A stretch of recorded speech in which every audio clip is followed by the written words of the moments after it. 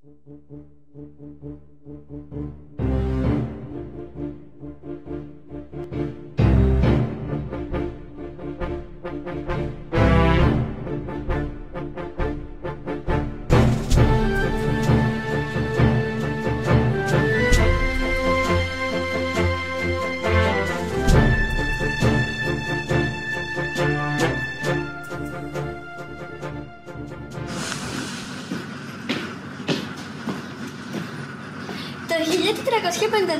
η πόλη Σεάλα, η Αγία Σοφιά, το σύμβολο του Βυζαντίου, ποτίζεται από το αίμα των Ελλήνων. Η Ελλάδα διανύεται 300 χρόνια σκλαβιάς από τους Οθωμανούς Τούρκους, όπου οι διακρίσεις, η φορολογία και το ποταμάσμα κυριαρχούν. Παράλληλα στην Ευρώπη, η Γαλλική Επανάσταση και η Αναγέννηση μεταφέρουν τις ιδέες της ελευθεριάς, της ισότητας και της ανεξαρτησίας.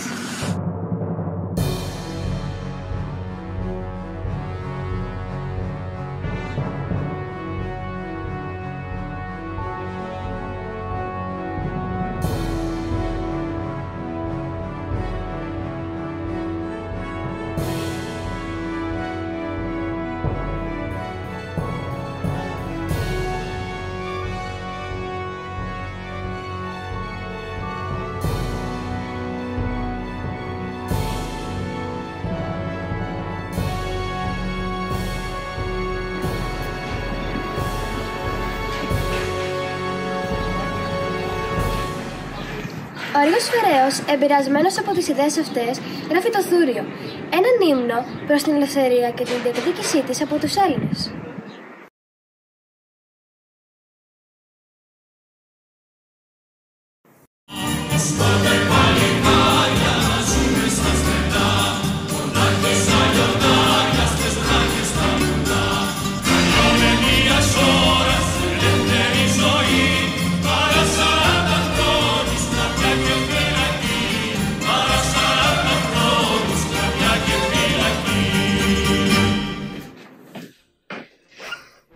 Το τραγούδι αυτό, από ό,τι βλέπω, σας είναι γνωστό.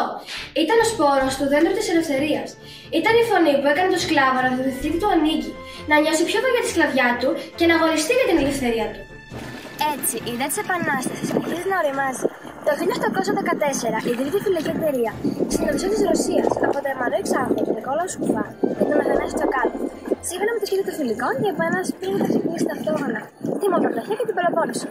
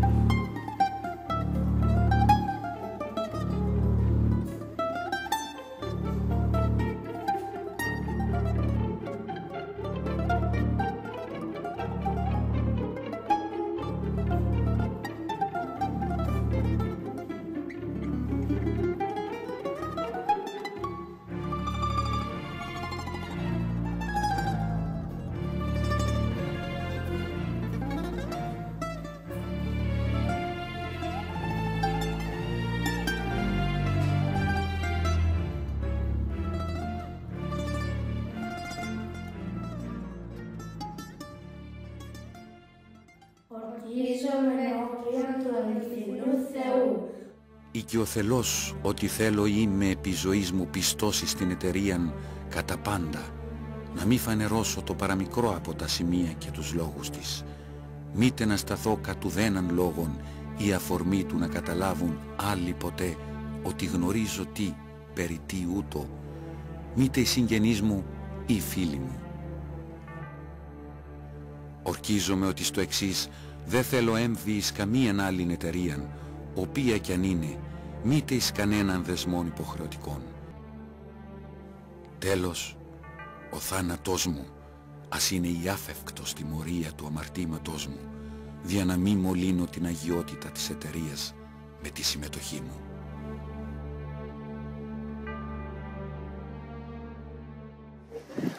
Κάνοντας οι φιλικοί στην Πελοπόννησο, συνεργάζονται στον συντονισμό του αγώνα. Ο παλαιόν πατρών Γερμανός υψώνει το λάβαρο της Επανάστασης στην πλατεία του Αγίου Ανδρέα της Πάτρας, σηματοδοτεί την έναρξη της Επανάστασης στις 25 Μαρτίου 1821. αποφασίσαμε σταθερά ή να πεθάνουμε όλοι ή να ελευθερωθούμε.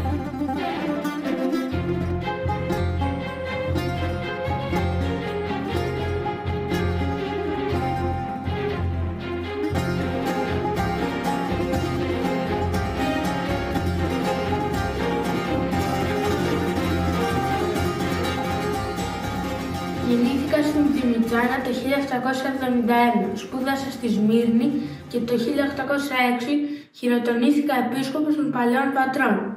Το 1818 έγινα μέλος της φιλικής εταιρείας και ξεκίνησα να ετοιμάζω την Επανάσταση στην Πελοπόννησο. Το Μάρτιο του 1821 ευλόγησα τα όπλα των αγωνιστών. Έδωσα το σήμα την έναρξη της Επανάστασης. Ζήτησα βοήθεια από τον Πάπα, μα γύρισα άπραγος στην Πελοπόννησο. Πέθανα αποκαρδιωμένος και πονεμένος για την κατάντια των Ελλήνων, που ενώ ξεκίνησαν με νίκες, παραλίγο να χάσουν τον αγώνα εξαιτίας της διχόνοιας. Μετά την εξάπλωση της Επανάστασης, σε όλη την Πελοπόννησο χρειαζόταν ένα συντονισμένο σχέδιο. Την ηγεσία των ενόπλων ανέλαβε ο Κολοκοτρώνης, ενώ ο Παπαφλέσσας μετέφερε με ενθουσιασμό το μήνυμα της Επανάστασης και ξεσήκωσε τους Έλληνες στην ύπαιθρο. Μια από τις ελάχιστες γυναίκες αγωνίστρες ήταν και η Σταυριάννα Σάββαινα, που συνεργάστηκε με τον Κολοκοτρώνη και τον Αραβιχάλη. Έλληνες, μην ξεχνάτε ποτέ το χρέος σας σε Θεό και σε πατρίδα. Σε αυτά τα δύο σας εξορκίζω. Ή να νικήσουμε ή να πεθάνουμε κάτω από τη σημαία του Χριστού.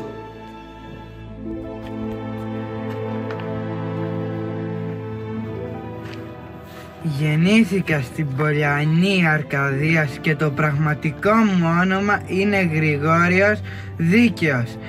Έγινα αρχιμανδρίτης στην Κωνσταντινούπολη, μοιήθηκα στην φιλική εταιρεία και το 1820 έφτασα στην Πελοπόννησο.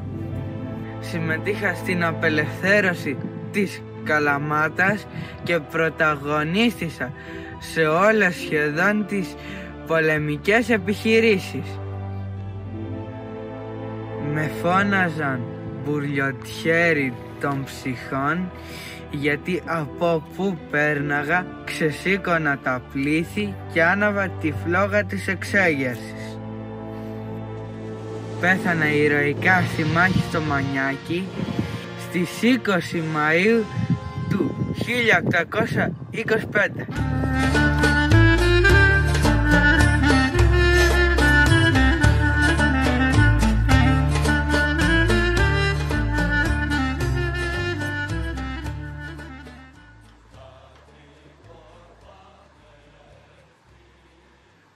Σας μιλάω μέσα από τη φυλακή που με καταδίκασαν μετά το τέλος του αγώνα για εσχάτη προδοσία.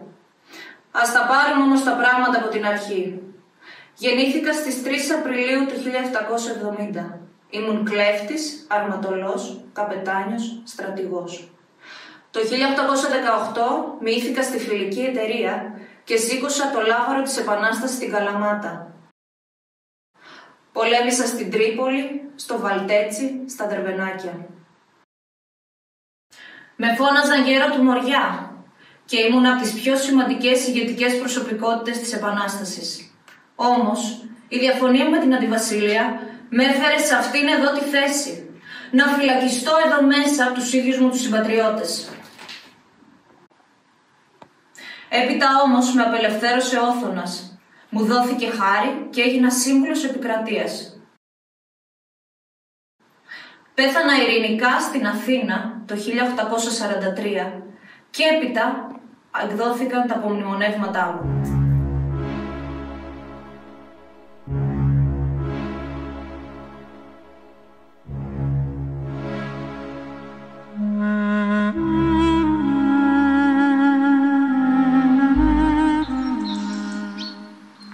Γεννήθηκα στη Λακωνία. Παντρεύτηκα τον Γεωργάκη Σάβα, ο οποίος κρεμάστηκε από τους Τούρκους το 1821. Μετά το θάνατό του, έδωσα όλη μου την περιουσία για τον αγώνα. Οργάνωσα δικό μου μασκέρι με γυναίκες από τα χωριά της Πελοποννήσου και πήρα μέρος σε πολλές μάχες. Πολέμησα στην Τριπολιτσά, στο Βαλτέτσι, στον Αλμυρό και στο Δυρό με τον Κολοκοτρώνη και τον Μαυρομιχάλη. τελικά άφησα τον τόπο μου και ήρθα στον Ναύπλιο, όπου πέθανα φτωχή και ξεχασμένη από την πατρίδα.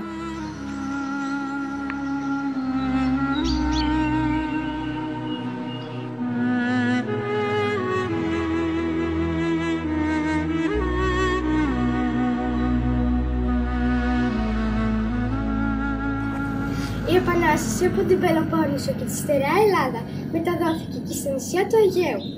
Πρώτα επαναστάτησαν οι κοντινές Πέτσες με την Μπουμπουλίνα τον Απρίλιο του 1821 και ακολούθησε η Ύδρα με τον πλοίαρχο Αντώνιο Οικονόμου και τον Ανδρέα Μιαούλη. Σημαντική ήταν και η συμβολή των Ελλήνων ναυτικών του Πόρου, όπου θεωρείται το πρώτο νησί που κήρυξε την Επανάσταση.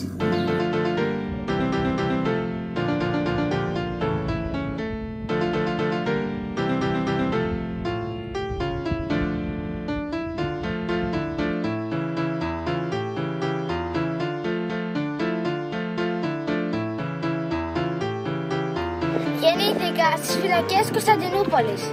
Παντρεύτηκα 2 ήρωες σπιτσιώτες και χείρεψα 2 φορές. Σαν πέθανε ο δεύτερος μου άντρας, ο Δημήτρος Μπουμπούλης, έμεινα μόνη με 7 παιδιά και πολλά χρήματα. Όσο μου απέμειναν από τις λακτάρες της ζωής, τα έδωσα για τον αγώνα. Καράβια, λεφτά, παιδιά, ζωή, ψυχή, όλα για την ελευθερία, όλα για την τιμή. Η θάλασσα μου νύψε από μακριά, μου κρυφομίλησε και μου είπε «Έλα, έχεις μοίρα να γράψεις τη θάλασσα». Ήμουν η πρώτη γυναίκα μέλος φιλικής εταιρείας. Με το ξέσπασμα της Επανάστασης διέθεσα για τον αγώνα τον Αγαμέμνονα, μαζί με άλλα 3 μικρότερα πλοία, τα οποία αρμάτωνα και συντηρούσα μόνη μου.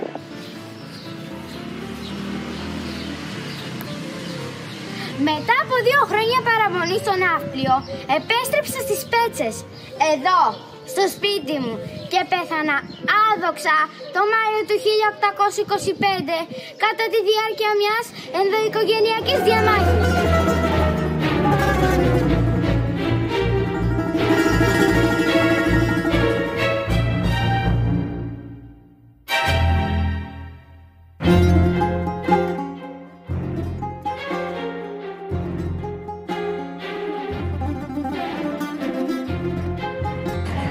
Γεννήθηκα στην Ύδρα. Ακολούθησα το ναυτικό επάγγελμα, μύθηκα στη φιλική εταιρεία από τον Παπαφλέσσα όταν βρέθηκα στην Κωνσταντινούπολη και αμέσως αφιερώθηκα στον αγώνα. Όταν έφτασα στην Ύδρα, οι πρόκτικοι ακόμη δεν είχαν ξεσηκωθεί. Κατέλαβα το λιμάνι της Ύδρας, όμως οι πρόκτοι στράφηκαν αντίον. Με συνέλαβα και με κατηγόρησαν. Έφυγα από την Ύδρα και συνέχισα τους αγώνες μου στη θάλασσα. Οι πρόκτοι της Ύδρας όμως, στην Εθνοσυνέλευση της Επιδαύρου, έστειλαν το Λόντο να με εξοντώσει. Ο Κολοκοτράς προσπάθησε να με προστατεύσει, αλλά δεν τα κατάφερε.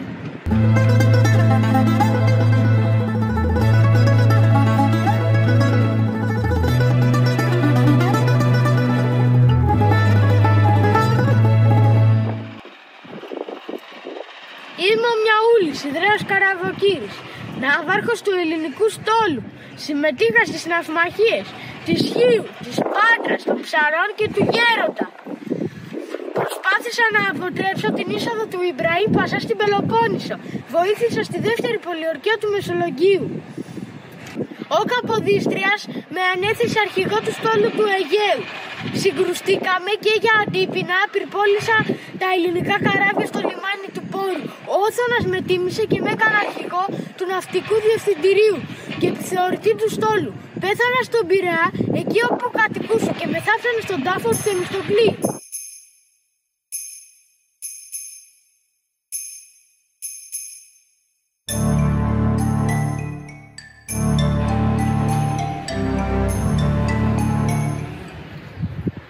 Γεννήθηκα στην Ύδρα τον Απρίλιο του 1769 από εύπορη οικογένεια. Όταν στα 14 μου δολοφόνησα τον πατέρα μου, εγώ και ο αδερφός μου Γιώργος αναλάβαμε τα πλοία και αύξησα την περιουσία μου κατά πολύ. Αν και στην αρχή η έναρξη της Επανάστασης μου φάνηκε πρόωρη, στη συνέχεια την υποστήριξα με κάθε μέσο. Έδωσα τα 3/4 της περιουσίας μου στον αγώνα και μετά την απελευθέρωση εκλέχθηκα ως δήμαρχος του νησιού. Πέθανα το 1852 με τιμή και δόξα.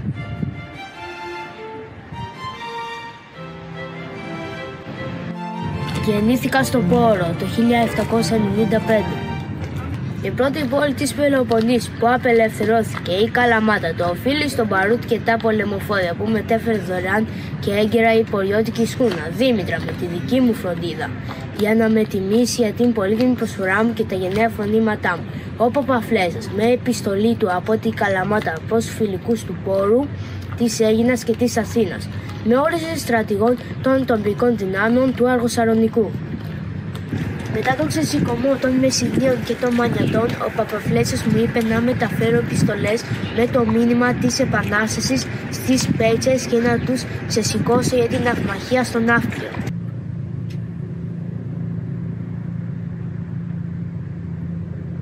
Η πρώτη ωστόσο εκστρατεία που λάβαμε μέρος οι πολιώτες αγωνιστές ήταν η πολιορκία της Ακροκορίνθου, στην οποία συμμετείχαμε 200 αγωνιστές, καθώς και ο ιεράρχης και επίσκοπος του Δαμαλά, Ιώνας. Πέθανα σε εμφύλια μάχη υπερασπίζοντας το νησί του Πόρου σε ηλικία 36 ετών. Οι συμπατριώτες μου με έθαψαν εδώ στο εκκλησάκι της Παναγίτσας στο καστέλι του Πόρου.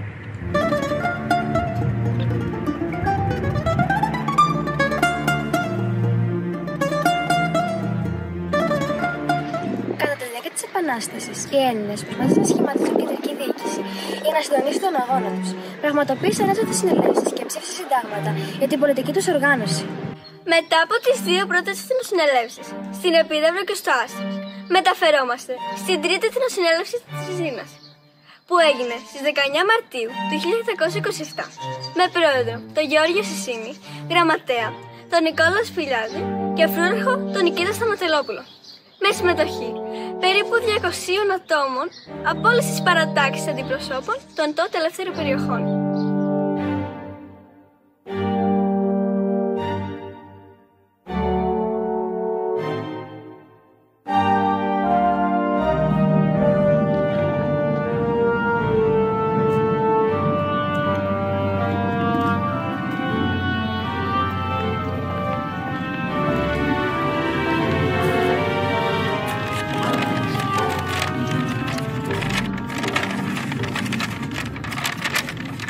Η Εθνοσυνέλευση στην Τριζίνα αποφασίζει την ψήφιση ενός νέου συντάγματος, δημοκρατικότερο από τα προηγούμενα, που θα προστατεύει τα δικαιώματα, τις ελευθερίες και την ανεξιθρησκεία των πολιτών.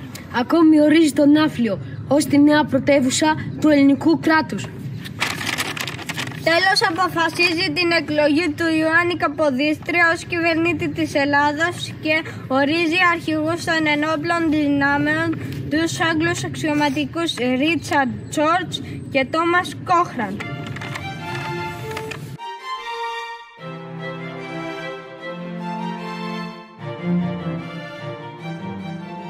Η τρίτη εθνοσυνέλευση εξέλεξε κυβερνήτη της Ελλάδας, τον Ιωάννη Καποδίστρια, όπου όταν ερχόταν στο Πόρο έδινε σε αυτό εδώ το σπίτι.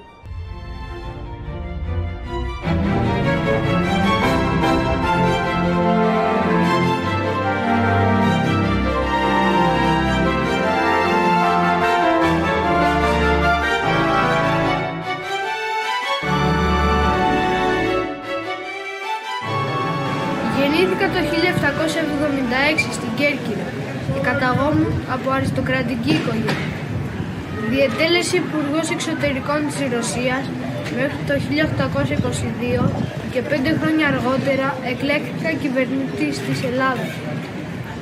Προσπάθησα να οργανώσω το κράτος, ιδρύοντας τράπεζες, κόβοντας νέα νομίσματα και δίνοντας βαρύτητα στην εκπαίδευση. Ίδρυσα τα αλληλοδιδακτικά σχολεία, το πρώτο ελληνικό γυμνάσιο και το κεντρικό σχολείο της Αίγυπτου. Παρόλα όσα πρόσφερα στο ελληνικό κράτος, συγκρούστηκα με πολλές δυσαρεστημένες πολιτικές ομάδες, οι οποίες αντέδρασαν στην πολιτική μου και με σκότωσαν έξω από την εκκλησία του Αγίου Σπυρίδωνα. Μετά το θάνατό μου το 1831, στη χώρα επικράτησε αναρχία.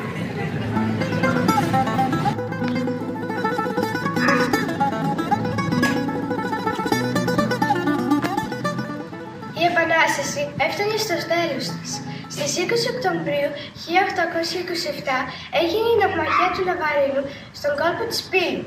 Ο Ενωμένος Ευρωπαϊκός Στόλος, Αγγλία, Γαλλία, Ρωσία, κατάφερε μεγάλα πλήγματα στον τουρκο-αιγυπτιακό στόλο. Η σημασία της ναυμαχίας ήταν τεράστια. Ο τουρκο-αιγυπτιακός στόλος συντρίβεται σε μία ημέρα.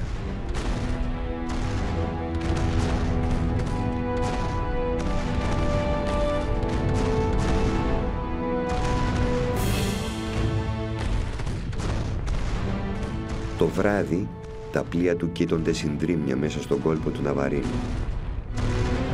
Έτσι το Φεβρουάριο του 1830 υπογράφτηκε στο Λονδίνο από τις τρεις συμμαχητικές δυνάμεις Αγγλία, Γαλλία, Ρωσία η πολιτική ανεξαρτησία της Ελλάδας με τα σύνορά της στην γραμμή του Αχαιολόγου Σπερχίου ποταμού. Τα νέα σύνορα αναγνωρίστηκαν από την υψηλή πύλη. Έπειτα από 10 χρόνια συγκρούσεων, η Ελλάδα ως ανεξάρτητο κράτος ήταν πια γεγονός.